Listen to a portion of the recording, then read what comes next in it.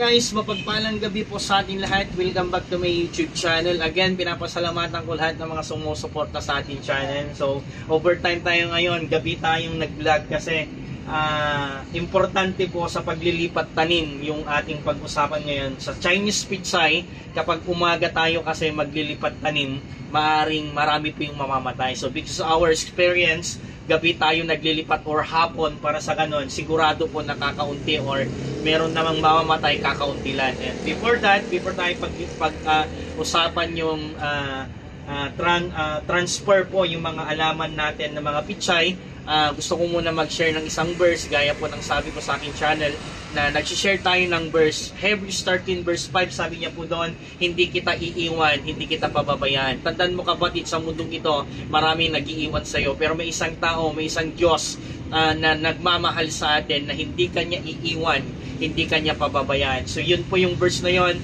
Tandaan mo kapatid, may isang Diyos na nagmamahal sa iyo na hindi kanya iiwan, hindi kanya pababayaan. So yung verse na yun, tandaan po natin, kailanman, anumang pagsubok na dumating sa ating mga buhay, anumang mga suliranin, anumang trials na dumating sa ating buhay, magtiwala ka lang, hindi ka iwan ng Diyos. So tara, pag-usapan natin yung paglipat tanim.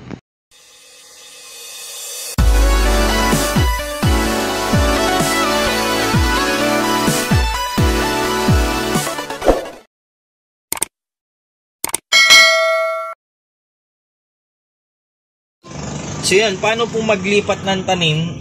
Tandaanan natin, gumamit ako ng kutsara. Kasi kung malaki, mahirapan tayo. So maliit lang yung ginagamit ko doon sa bandang dulo niya.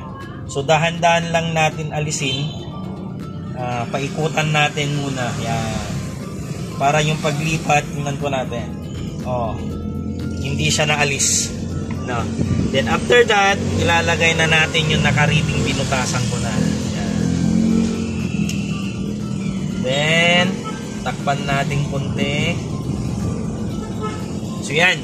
So naghiriti na po ako ng mga butas para ang gagawin na lang natin, lipat-lipat na lang. So ganun po yung ginagawa natin. Kaya po kami gabi naglilipat dito sa terrace kasi kapag umaga, ang tendency kasi malakas yung init ng araw, lalo summer ngayon, sigurado ko malalanta po yung ating mga alagang Chinese Pitsay. Kaya gabi po or hapon kami naglilipat. So ganun lang po, ulitin po natin. Sige po, ilapit natin na, ilapit po.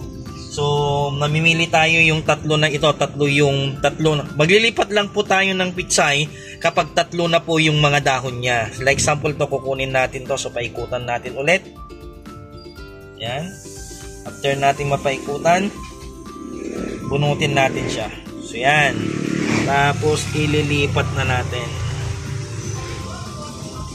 So, ganun lang po yung paglilipat. Dahil mag-i-start na kasi silang, kapag nilipat natin, mag-i-start na silang mabilis po na lumaki. Kaya, ganun yung ginagawa natin. Pinipili natin yung tatlo yung dahon na, at yun yung ililipat na natin. So, ganun lang po sa simple. Paikutan natin muna. Yan. So, tignan natin. Silapit mo lang para makita nyo. So, ulitin natin ulit. Paikutan mo lang. Yan. Paikutan natin na ganun. Tapos, kunin natin. So yan, buo pa rin siya. Yan. Kapag nilipat na natin yan, hindi mamamatay. Yan. Kasi buo pa rin yung nilipat natin. So yan.